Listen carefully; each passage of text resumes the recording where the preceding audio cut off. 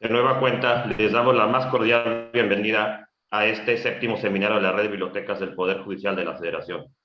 Tengo el honor de presentar al doctor Miguel Ángel Marsal García Quismondo, quien dictará la conferencia magistral del día de hoy.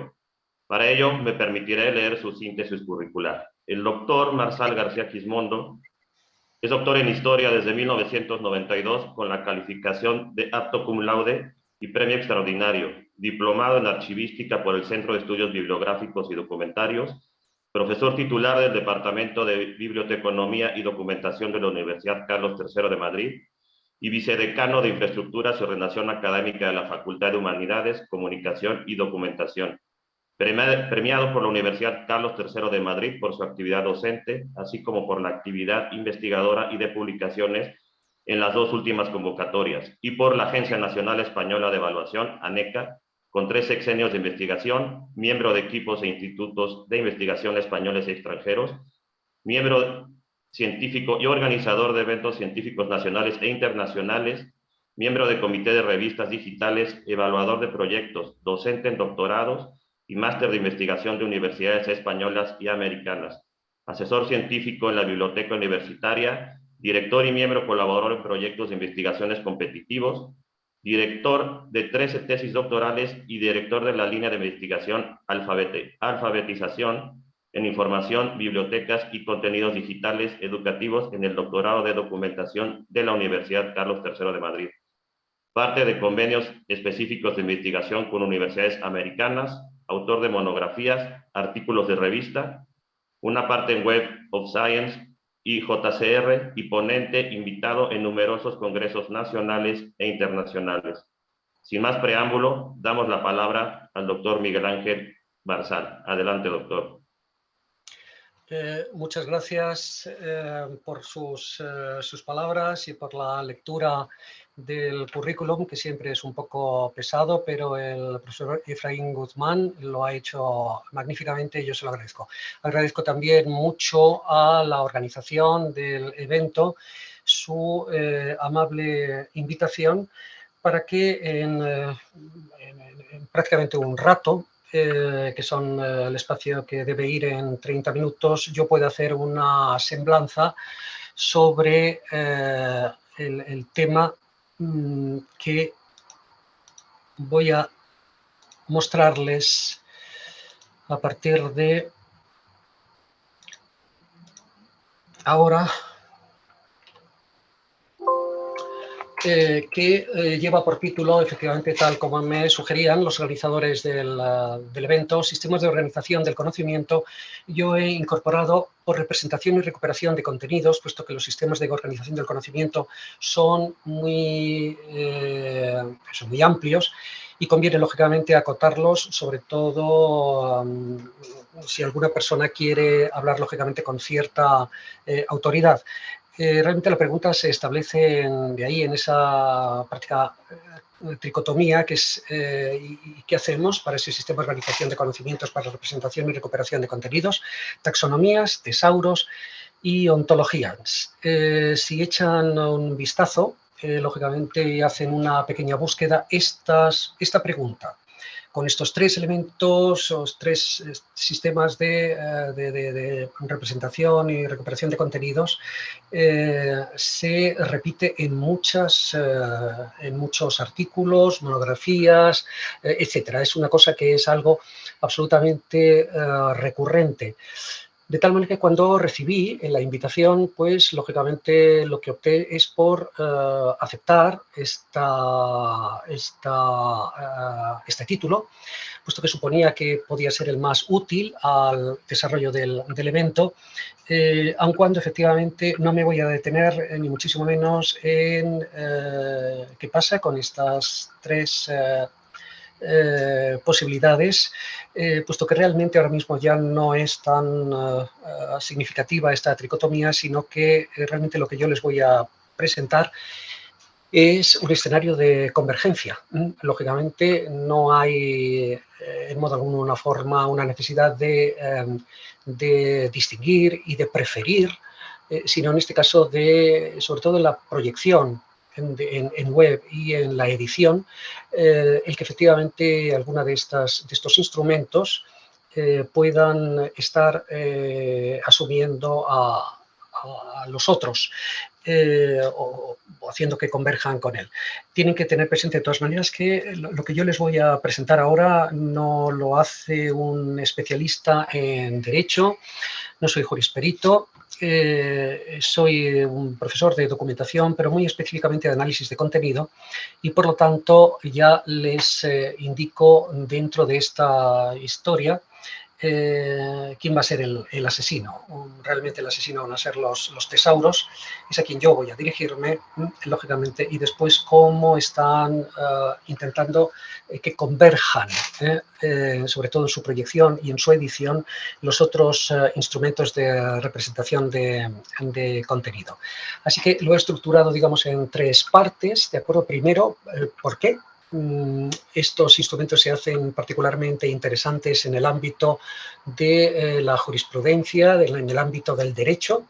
Después, hacer una breve semblanza de los 3 y, por último, indicar la prevalencia que desde mi punto de vista tienen los tesauros y cómo, sin embargo, estos tesauros ya no son tales, sino que prácticamente son eso. Es un Amazonas que ha ido asumiendo otros muchos ríos y con ellos han creado naturalmente un cauce absolutamente extraordinario. Bueno, pues esta, digamos, de alguna manera es la indicación, mi idea de cómo quiero que desarrolle la ponencia. Y tal como les decía, voy a comenzar con el contexto de la hipótesis, esa pregunta que les hacía. Lógicamente, vean ustedes que a lo que a mí me interesa muy especialmente es en qué escenario nos colocan nuestros colegas que son especialistas de derecho, jurisperitos, jurisconsultos, etcétera, desde el punto de vista de la documentación. Seguro que tiene otros muchos problemas, pero como dicen en Galicia, aquí en España, con lo mío ya me llega. Así que no, que yo con los problemas que se me plantean, pues son a los que yo me voy a referir y así cumplo aquella máxima de zapatero a sus zapatos. Lógicamente, una de las cosas es las que cuando nos enfrentamos los documentalistas a el escenario que convulso y cambiante que se está produciendo en derecho con el desarrollo de la web, es cuando efectivamente comienza a enunciarse la informática jurídica. En mi caso, llegué allí a estas costas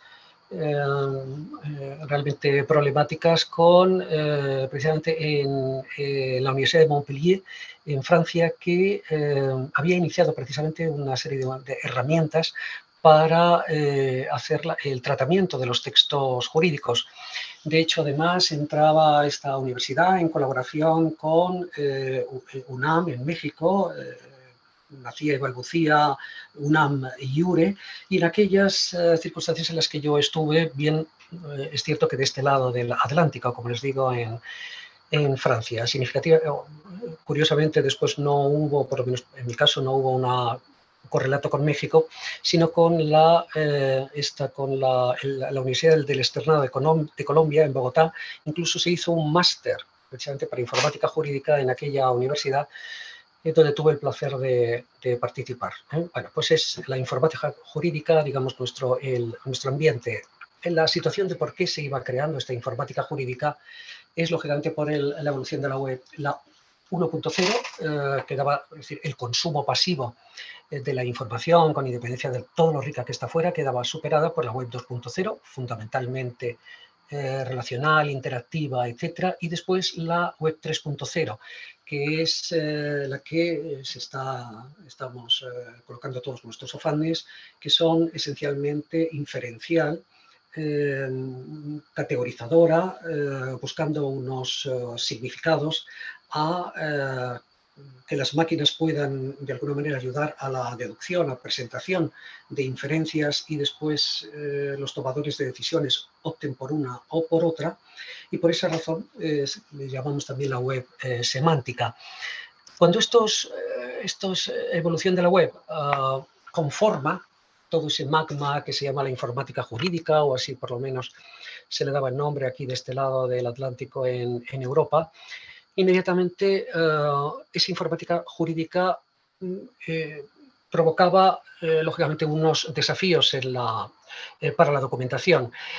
El desafío fundamentalmente, espero que lo vean, es esto que es uno de los pilares, de los 4 pilares, cuando se ponen los fundamentos de lo que se llamó de la sociedad de la información, la sociedad del conocimiento, que es el e-government y la e-administration. Bueno, pues lógicamente los distintos países de la Unión Europea van intentando crear, lógicamente, el entramado legal, lógicamente, que debe ir conformando la administración electrónica. Les pido que vean cómo efectivamente el Gobierno de España, lógicamente, a partir de su web, va haciendo efectivamente o tiene un enlace esencial y fundamental sobre toda aquella normativa. Estamos, y me estoy dirigiendo lógicamente a un evento que tiene que tener como destinatarios los peritos, jurisconsultos y especialistas en derecho, pero también a los documentalistas que han de servirles, lógicamente, esto es lo que, insisto, lo que me hace que vean el interés que tiene toda la administración de ir colocando, de ir haciendo un registro específico, metódico, sistemático de todas aquellas normas, regulaciones, leyes fundamentales, orgánicas, etcétera, que tengan que ver de alguna manera con la administración electrónica. Esto se lo digo sencillamente porque una simple vean ustedes cómo efectivamente la tipología de las leyes es muy distinta. Tenemos desde una orden a un real decreto, una ley, un decreto ley, una ley orgánica, de acuerdo, distintas resoluciones, etcétera.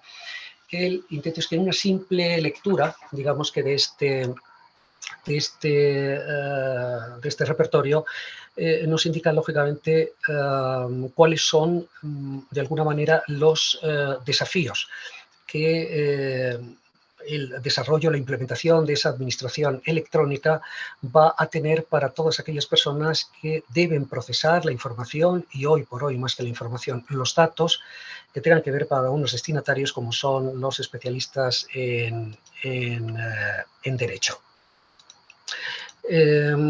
Vean ustedes, lógicamente, que desde mi punto de vista les he intentado recoger ahí cuáles son los 5 grandes desafíos que la informática jurídica plantea a los profesionales de la documentación. Por un lado, es bastante significativo su evento, me dio una gran alegría el ver cómo se llamaba, porque indudablemente cuando se inicia el proceso de digitalización, lógicamente cuando uno se enfrenta a una documentación tan sensible, delicada y, digámoslo, fundamental para la paz y el buen gobierno de toda una sociedad, tiene que enfrentarse a lo que es la preservación y conservación. Hay muchísimos documentos que no se pueden alterar, no se pueden perder, no se pueden traspapelar y deben conservarse. Lógicamente, es esa preservación y la conservación, en ese caso con la ayuda de los informáticos, pero con una característica fundamentalmente archivística, digámoslo claramente. El siguiente, lógicamente, es los modos y los sistemas de autenticación de documentación jurídica.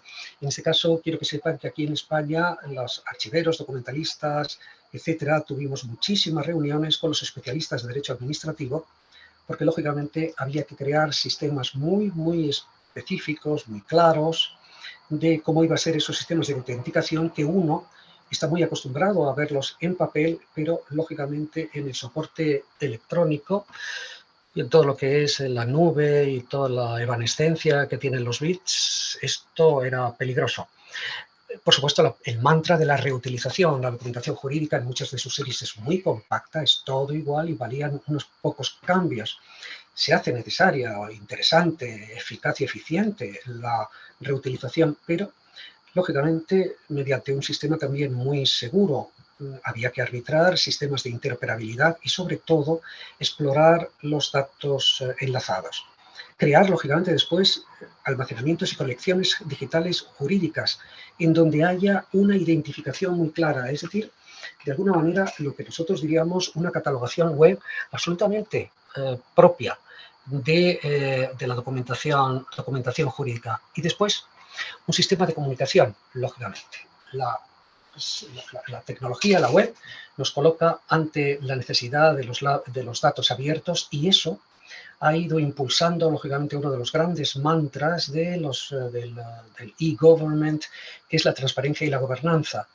y además de que estos datos abiertos sean inteligibles. No pueden ser que yo coloque a mi población y que queréis saber cómo han sido los presupuestos generales del Estado de España para el año 2023. Aquí tenéis 300 terabytes, ¿no? Entonces, bueno, es que con esto y nada, pues es lo mismo.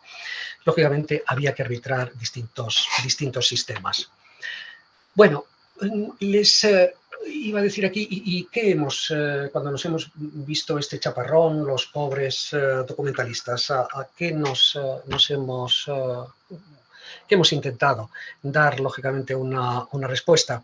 Pues, lógicamente, vean ustedes, por favor, en este caso, que una de las cosas que nos ha ido preocupando mucho es que gran parte de la documentación jurídica no tiene por qué ser necesariamente digital, sino digitalizada, es decir, que haya una réplica, lógicamente, o si quieren ustedes, unas colecciones que estén en nube, etcétera. Eso está perfecto, es decir, por lo tanto, una política de virtualización, a modo de, como se están haciendo en muchísimos otros, en el patrimonio histórico, artístico, pero significativamente también documental. Quiero que vean en este caso, por ejemplo, cómo es uno. En este caso es una empresa que es de origen holandés. Se lo he traído, entre otras cosas, porque además el Instituto de Terminología global o mundial, o como quiera llamarse, está precisamente en La Haya. Y por lo tanto, todos estos productos que puedan de alguna manera presentar un buen sistema estable y sólido de digitalización de la documentación jurídica, cuando va a pasar a ser documentación electrónica y web, pues es cuando menos interesante. Quiero que vean, por ejemplo, en este caso, si entran ahí, disculpen, es que he estado trabajando con este documento hace muy poquito y me sale donde lo dejé. A ver. Lo que quería era que vieran en este caso, lógicamente, en qué consiste ese proceso de digitalización. Se establecen siempre lo que serían los criterios técnicos, siempre tratando, por lo tanto, esa documentación como una imagen.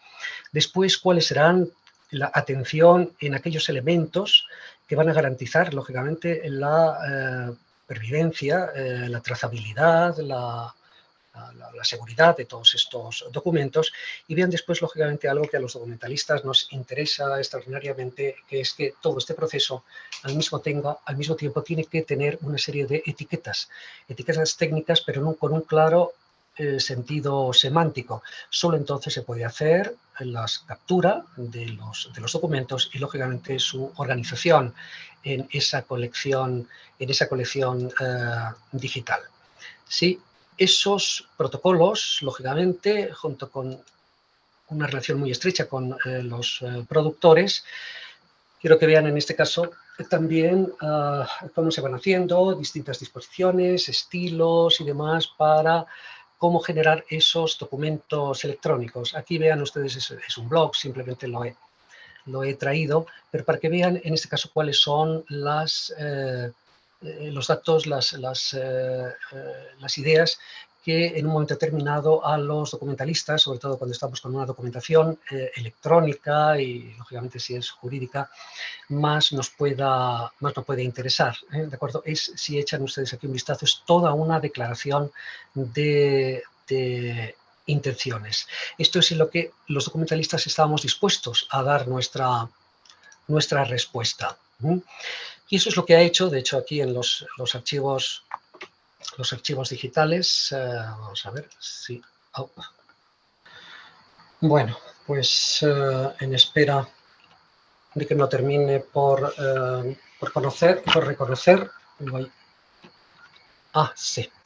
Bueno, solamente quería que vieran, disculpen, en este caso lo que es el proyecto Interpares, en este caso, que estoy seguro que lo reconocerán sin ningún tipo de problema. Es extraordinariamente interesante de cómo vamos haciendo las respuestas, los documentalistas. Es una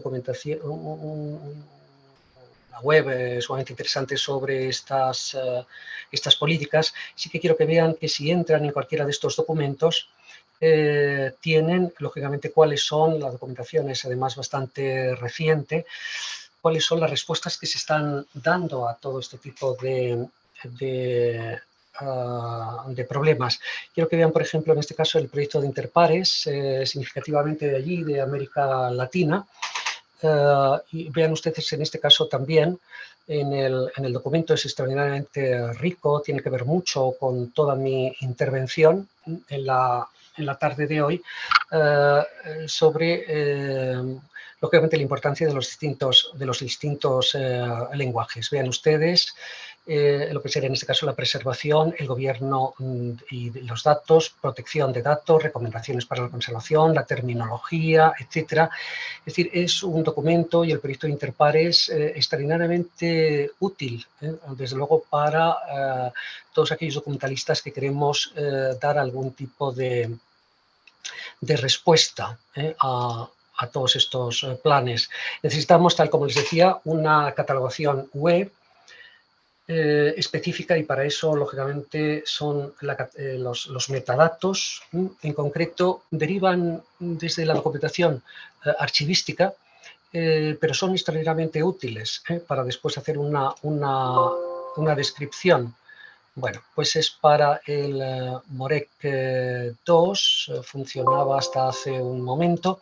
Si entran en MOREC 2, de acuerdo, es sencillamente un documento de trabajo en donde se dicen exactamente cuáles son los metadatos, por qué razón son esos metadatos, esas etiquetas que hace un momentito aquí les decía en los archivos digitales, que deben ser colocados, que deben ser tenidos en cuenta. Realmente es como si estuviéramos haciendo una ficha de catalogación, de acuerdo, de la documentación jurídica.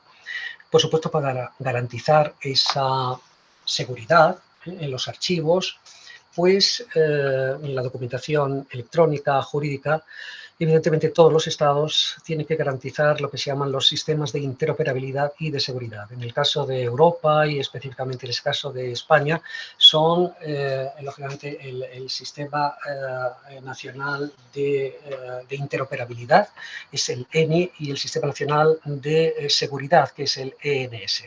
Son unos documentos electrónicos que ustedes pueden consultar después tranquilamente, pero de alguna manera lo que hacen es que por distintas sedes electrónicas del gobierno de la nación, lógicamente establece la normativa para que todos aquellos bibliotecas, archivos, centros de documentación especializados, pongan ustedes el caso, lógicamente, del Poder Judicial, por ejemplo, en su país, supongo que México lo tendrá igual o lo habrá de tener muy brevemente, pues tendrían ustedes que acometer para tener la seguridad de su documentación. Bien, lógicamente todos esos problemas que yo les he estado comentando y poniendo y demás, pues nos hacen ver, lógicamente, que necesitamos una forma, después, una vez que hemos acudido a hacer la digitalización, a hacer la documentación digital, de haber hecho su etiquetación, etcétera, después, cómo, lógicamente, interpelar a el centro, a la unidad, al espacio web, en la nube, en donde está esa colección. Porque, seamos sinceros, mi colección puede tener 3.285.387 documentos jurídicos, pero el interesado, la administración o el usuario, le interesa uno, y solo uno, que es el suyo. Lógicamente, por lo tanto, una de las cosas en las que siempre nos hemos planteado los documentalistas es que necesitamos un subidioma, ¿de acuerdo?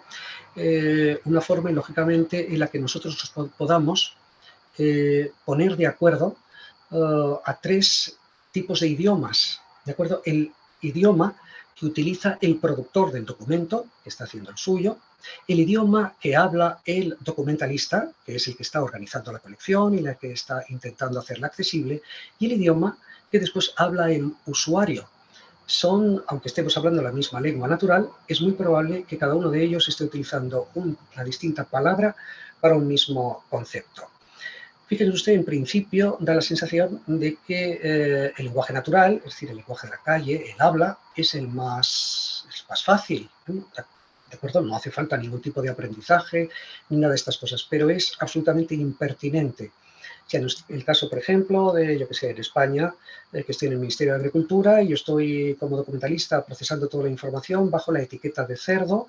Sin embargo, mis productores documentales hablan de puercos y los usuarios, sin embargo, preguntan por marranos. Lógicamente, las tres son útiles, pero como estamos haciendo un habla por interposición, es decir, en este caso por herramientas, consultas web, etcétera, no nos estamos entendiendo absolutamente nada. Por eso, lógicamente, que hay una serie de disfunciones y ha ido creándose la necesidad de un sistema de comunicación, es decir, que nos entendamos, aunque todos hablemos español, que nos entendamos para tener acceso a una documentación muy precisa, que es la jurídica. ¿De acuerdo?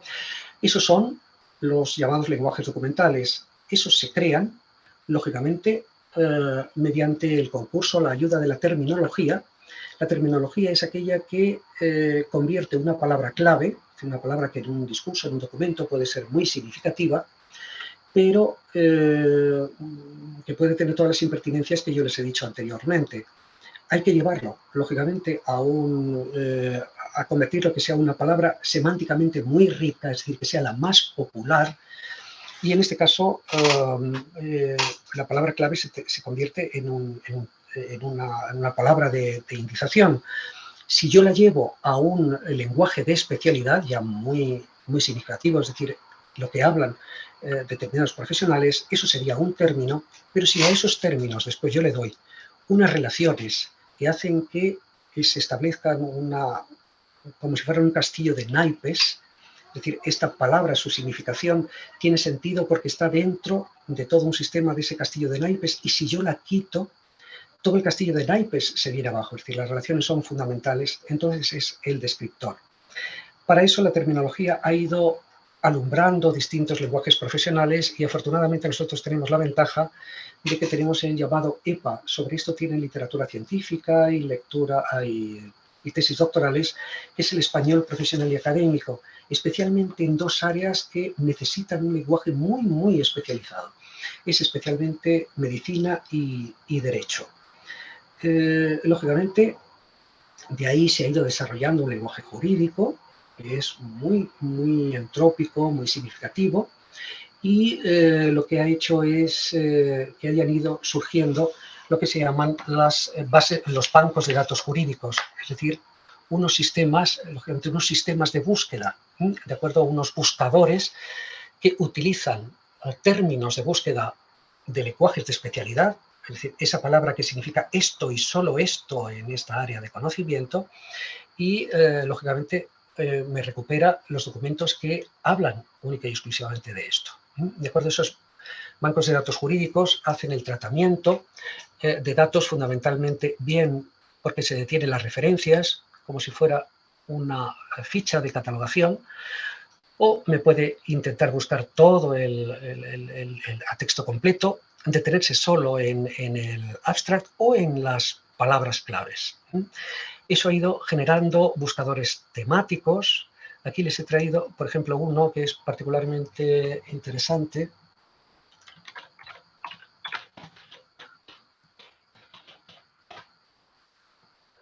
¿De acuerdo? Que es, si echan ustedes un vistacito, ¿de acuerdo?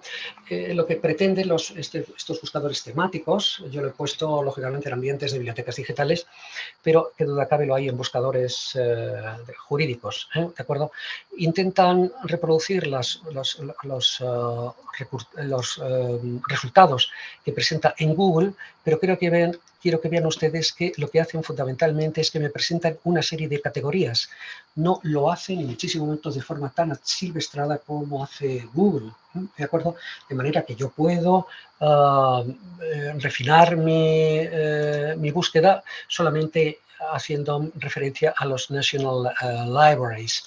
Pero quiero que vean en un momento determinado también cómo me hace estas recuperaciones, de acuerdo, con un sistema absolutamente visual, de forma que me va presentando mi término de indización con la proximidad de todos aquellos conceptos que semánticamente le son próximos.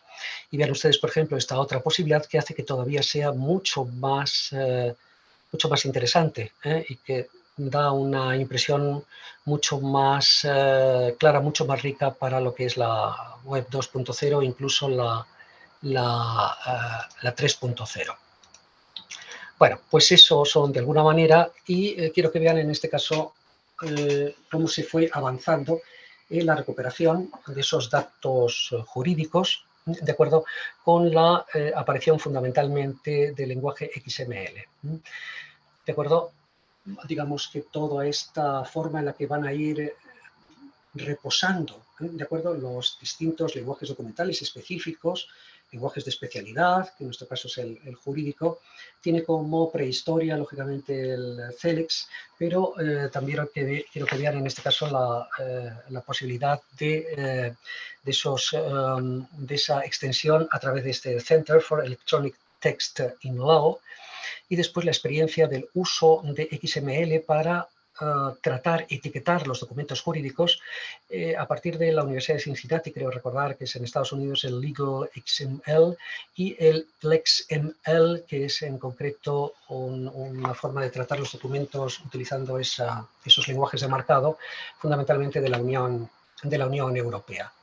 Bueno, y entonces ahora nos queda, voy a intentar ir avanzando, vale, ya tenemos la necesidad de crear un subidioma, tenemos bien definido el dominio, el lenguaje de especialidad, formas, lógicamente, de poder etiquetar y recuperar información. Y fundamentalmente tenemos 4 que yo les quiero presentar. Una de ellas son las folsonomías. Quiero que vean, en este caso les he presentado aquí de forma muy rápida, son un conjunto de términos, tags de lenguaje natural empleados para describir el contenido de un documento o recurso web. Se utiliza en el ámbito de la web social como recurso para efectuar el etiquetado social. Es muy sencillo, lo hace cualquier usuario, está muy referido al área de conocimiento, pero aquí ven las desventajas. Es absolutamente ambiguo, hay toda clase de errores y no hay ningún tipo de precisión, indudablemente. Quiero que vean en este caso que me acompañen, por ejemplo, aquí en el Museo de Brooklyn, si ven ustedes y si me van siguiendo, yo entro aquí en la colección. Fíjense que estupendos, divinos de la muerte, tenemos, por ejemplo, este dibujo, esta pintura, lógicamente se hace con un magnífico sistema de etiquetado y catalogación por parte de unos magníficos documentalistas y demás en el centro de documentación del museo, ¿de acuerdo? Pero creo que vean ustedes ahora cómo lo hacen esto que están ustedes viendo. Junto con todo esto, que es extraordinariamente preciso, el museo reconoce el que también puede haber unas tags, y son totalmente sociales, ¿de acuerdo? Van entrando los usuarios, se lo digo porque esto lo hemos hecho yo con mis alumnos, con lo cual yo creo que me deben odiar en el Museo de Brooklyn. Y entonces, aquí prácticamente lo que te dicen es cuáles son las palabras claves, las palabras más populares. Yo entro aquí y digo, y aquí este señor que me parece, y yo le digo, pues esto es lógicamente una andaluza que está a punto de bailar una sevillana, oye, porque soy yo así y ya está. Y entonces pongo aquí sevillana, mujer andaluza, ¿de acuerdo? Y entonces pues otros 200.000 insensatos como yo lo han puesto, y entonces efectivamente se reconoce como unos tag. ¿Cómo se hace? Miren, a partir de ahí, en el add tag, yo me identifico y demás y tal, y voy colocando. Eso está muy bien, lógicamente, pero es totalmente inestable. Esto puede cambiar dependiendo de cómo vaya el humor de los usuarios, lógicamente, y así no se puede disciplinar, cada uno lo hace como lo hace por sus percepciones y demás, sus gustos, depende del día que tenga, y el febrero esto me sirve y a lo mejor ya en junio no me sirve nada en absoluto. ¿De acuerdo? Esa, por lo tanto, es una de las posibilidades. La siguiente es la existencia de una taxonomía, ¿de acuerdo? Dice, es una estructura de organización de la información formada por un conjunto de categorías y subcategorías en las cuales podemos unir entidades que comporten alguna característica común. Tiene como elementos que están formadas por términos, ¿de acuerdo? No son palabras claves, no son indizaciones, son fundamentalmente términos. Estos términos están relacionados y tienen una lógica semántica. Quiero que vean en este caso, por ejemplo, una de las publicaciones mías, en cómo efectivamente se dice en qué consiste lo que es una taxonomía. Mi objetivo era crear una taxonomía dentro del mundo de las multialfabetizaciones. Y efectivamente hay distintas formas de organizar. Normalmente las taxonomías se recogen en esta especie de cuadros o de árboles, ¿de acuerdo? De manera que a partir de unas etiquetas grandes se van poniendo de forma jerárquica, pero también paralela, ¿de acuerdo? Lo que serían los distintos conceptos que le están asociados y le están subordinados, ¿de acuerdo? Está fenomenal, pero son extraordinariamente rígidas, ¿de acuerdo?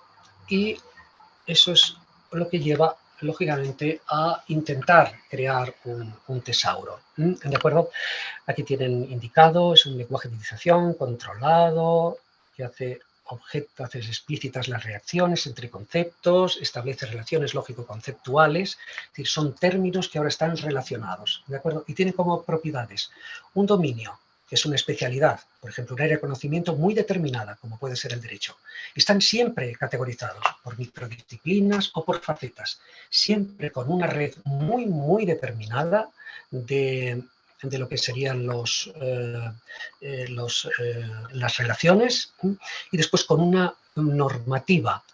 Sea el caso, por ejemplo, esto, ven ustedes siempre como es un tesauro, ¿de acuerdo? Tiene que tener 4 partes, como ahora les indicaré de forma muy rápida. Una parte de presentación, fundamentalmente está hecha para dar noticia de cuáles son las fortalezas que tiene el tesauro, cómo se hizo, cómo utilizarlo, cómo está fundamentado, de dónde son mis fuentes y demás. Después tienen una serie de microdisciplinas. Estas son las grandes categorías en donde están recogidos todos los términos, ¿de acuerdo? Y que de alguna manera establecen el que no haya ambigüedades, ni polisemias, ni sinonimias, y después todos y cada uno de los términos, de acuerdo, los descriptores, en este caso, lógicamente en orden alfabético, ¿de acuerdo? Si entráramos por cualquiera de ellas, pues lógicamente aquí lo que nos está diciendo exactamente cuáles son los conceptos específicos, cuáles son los relacionados, a qué grupo pertenece, ¿de acuerdo? Y cuáles son sus equivalencias en otras lenguas. Por favor, quiero que vean ustedes que el colocar había en este contexto significa que le vamos a dar este sentido y solo este. ¿De acuerdo? Por lo tanto, es un tipo de documento muy coherente. ¿De acuerdo? Después tenemos la otra posibilidad, lógicamente, lo que es las ontologías. Dices una descripción explícita y formal de conceptos, del dominio, evidencian que son las clases, evidencian propiedades mediante la descripción de caracteres, que son los slots, marcan las restricciones, que son las facetas, e identifican a cada uno de los objetos. Por ejemplo, un dominio clases pudiera ser, por ejemplo, hombres, y una instancia sería Miguel Ángel Marzal, ¿de acuerdo? Soy un elemento de estas clases. Después serían la definición de mis propiedades, que en este caso sería la de profesor universitario, y en este caso restricciones, pues sería en este caso no soy asiático, o es decir, elementos que me permitan identificar. Mire, por ejemplo, no sé si me queda mucho tiempo, una de las principales ontologías lingüísticas que tienen es esta, la de... Nos quedan un par de minutos, doctor. Muchas gracias. Un par de minutos, pues no me da tiempo a nada en absoluto. ¿Hay alguna posibilidad de que me deje... Podremos continuar y lo que pasa es que termina 12:30, pero podemos continuar y solo vamos a una sesión muy corta de preguntas y respuestas. Vale. ¿Podría utilizar, por lo tanto, hasta las 19:30? Me prometo no superar este tiempo. 12:30 tenemos que cortar. Sí, hay 30. ¿Sería posible? Sí. Vale, de acuerdo. Bueno, pues lo voy a hacer muy rápido. Esto es cómo funciona una ontología lingüística, ¿no? ¿De acuerdo? Quiero que vean, en este caso, que el funcionamiento que tenemos es que tienen ustedes aquí una cadena de caracteres, ¿de acuerdo? Que es L-O-V-E, ¿de acuerdo? Que es love, pero fíjense aquí que lo que hacen es que inmediatamente, si yo utilizo esta ontología, por ejemplo, en un sistema de búsqueda, ¿de acuerdo? Pues la máquina no me lo va a intentar interpretar como la cadena de caracteres L-O-V-E, sino que inmediatamente va a quedar referida a una bolsa, un synset de significación. En este caso lo que me está diciendo es que en toda la ontología la palabra love, si se comporta como un sustantivo, tiene estas 6 grandes bolsas de conocimiento. Si yo hago esto, vean ustedes que se parece lógicamente mucho a los tesauros, lo que serían los términos específicos, los términos genéricos y los términos relacionados, ¿de acuerdo? Y también incluso me dicen frases en donde sean muy, muy significativas. Esto es lo que hace que, lógicamente, cuando yo haga una pregunta, de acuerdo a todo un sistema, lo hago no solamente, me va a recuperar no solamente todos aquellos documentos en donde aparezca estos 4 caracteres, sino que estos 4 caracteres tengan esta significación que está indicada lógicamente aquí en este synset. Voy de forma, por lo tanto, muy rápida. Quiero que vean cómo en este caso la selección que siempre se hace, porque es mucho más significativa, es lógicamente la del tesauro. Aquí yo les he traído, lógicamente, no lo voy a pasar rápido porque tenga prisa, sino porque realmente lo tenía contemplado así. Esto es como normalmente siempre debe hacer un tesauro, de acuerdo, que tiene unas normas de elaboración. Falta una que voy a traer en los últimos minutos a colación. Después, las normas, cuáles son las fases de elaboración de un tesauro, que ustedes conocerán perfectamente. ¿Cómo se hace? La colecta de los vocabularios, ¿de acuerdo? Para crear las categorías que derivan de las taxonomías, la indización y después cómo se hace la ingesta, ¿de acuerdo? Y después, lógicamente, qué características son las que tienen que cumplir, ¿de acuerdo? Estas partes del tesauro son justo las que hemos visto cuando he entrado en ese tesauro de la UNESCO. Y ahora, simplemente, y en estos minutos que ya me quedan, 5 o 6, lo que más me interesa, ¿qué es, por lo tanto, el escenario en el que ahora mismo nos encontramos? Estamos en esa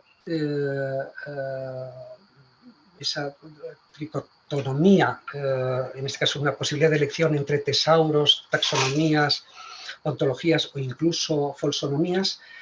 Realmente los desafíos de la web prácticamente nos han solucionado el problema. El vector, de alguna manera, claramente debe ser el tesauro, pero no un tesauro con todas las características que yo les he querido presentar de forma muy rápida anteriormente, ¿de acuerdo? Sino un tesauro completamente transformado mediante la edición y la proyección en web con el apoyo esencialmente de las taxonomías y de las ontologías. ¿Por qué?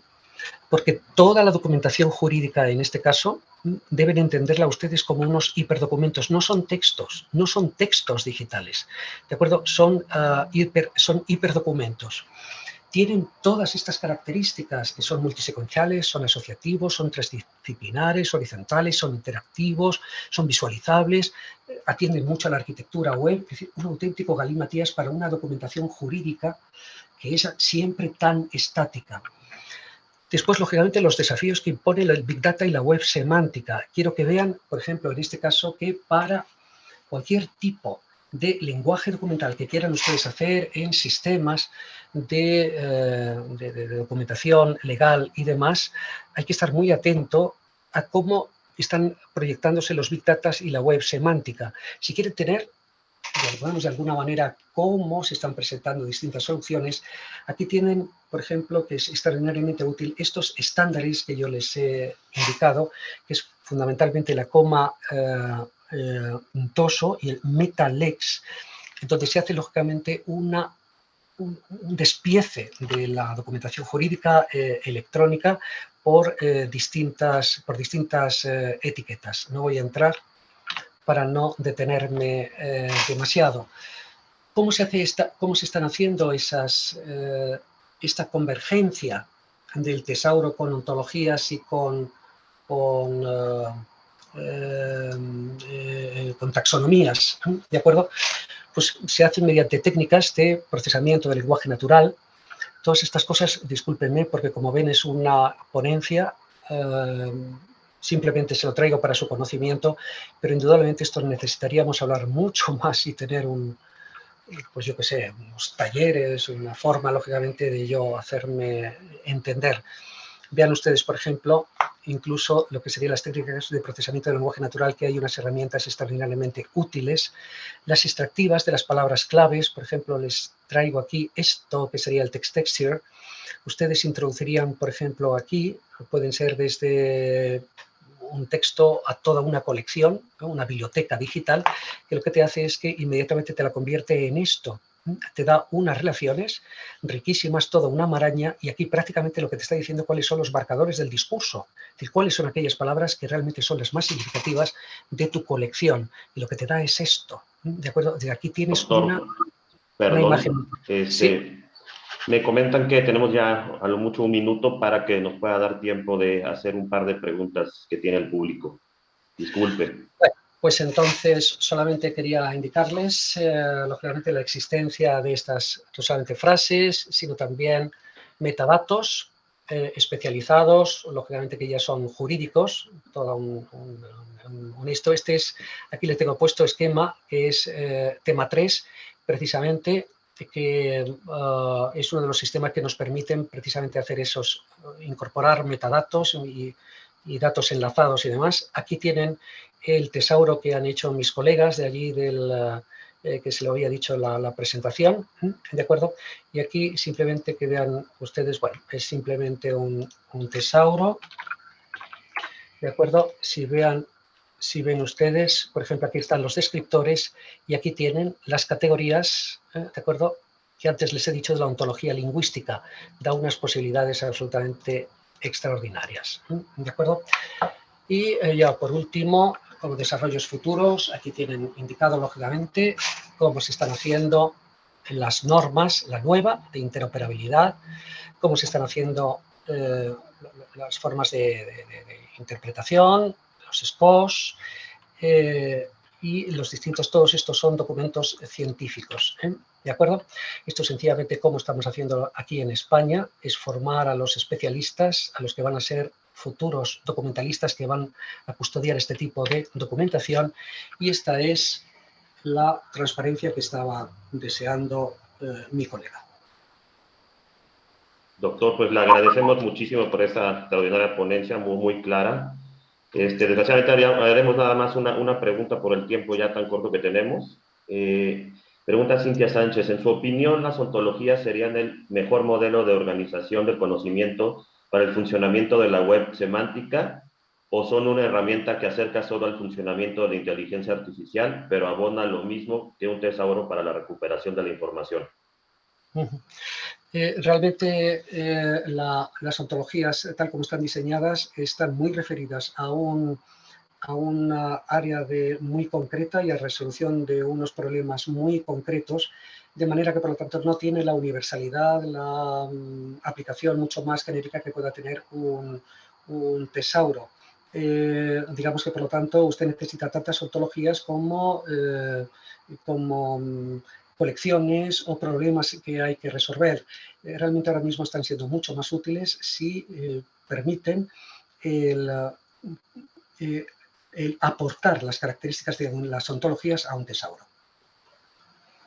No se le oye, tiene ahora.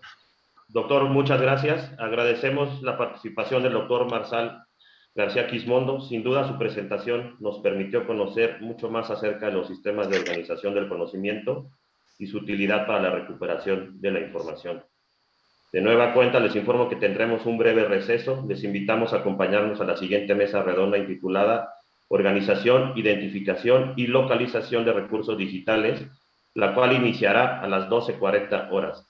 Igualmente quiero recordarles que debemos cerrar esta sesión de Zoom y les informamos que el acceso a la siguiente mesa redonda se encuentra en el botón denominado Mesa Redonda 12:40 en el menú de la sala 2 Rafael Cauduro de la plataforma de la Feria Internacional del Libro Jurídico. Muchas gracias nuevamente, doctor. Muchas gracias a ustedes. Hasta luego.